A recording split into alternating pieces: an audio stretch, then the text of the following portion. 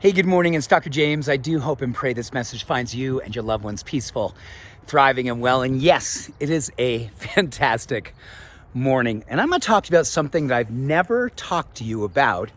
And I think when you're going to hear this, you're going to go, what? I don't want to talk about that. I want to talk about marketing. Now, not marketing necessarily in business, although it can work for that. I want to talk about permission marketing, something Seth Godin talked about a decade ago. And he talked about how it's one of the most powerful ways that we get others to do something. And that something could be purchase something, that something could be to go and do something, or that something could be follow someone like you. And I think one of the most beautiful qualities that we can be bringing to the world right now is the quality of giving people permission. Now, a long time ago, there was a gentleman by the name of Roger Bannister. You've probably heard of him.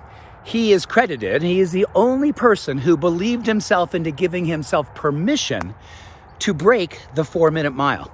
Now, he was told by all kinds of experts for years and years as he was training, you can't do it. In fact, if you were to run that fast, your body literally would come apart just before you hit that 4-minute mile speed. Literally. He said, I was told my organs would come out. My legs would fall off. I literally would come apart on the track. Well, you know what? He actually did break the 4-minute mile. But here's what the most amazing part of the story that people don't talk enough about. And this is going back to the marketing idea. When Roger broke the 4-minute mile, and again, he was told it was impossible, and it took years and years of training, and he was still told right up to the day it was, you will not survive this race. Well, he survived it, and 1,500 people since that time have also broke the 4-minute mile. Roger gave permission to 1,500 other people to do the impossible. So when I think about what our world is asking for right now, our world wants to witness the impossible made possible. Our world wants to see kindness as our philanthropy. Compassion is what we circulate. And when we feel like it's impossible for us to become one again, for us to get along and find a way that we can absolutely make heaven on earth, we need people who will do the impossible. So, this is what I'm working on every single day of my life. I set the intention, which generates neuropeptides, which gets my physiology, my neurochemistry, my emotional body, and my spiritual willingness to live a life that becomes permission. Permission, not an egotistical saying. I so don't want to be ego, I couldn't even say it. But here's what I want you to know, that every single day we get a chance to wake up and go, I am going to love out loud. I am going to be compassion made real.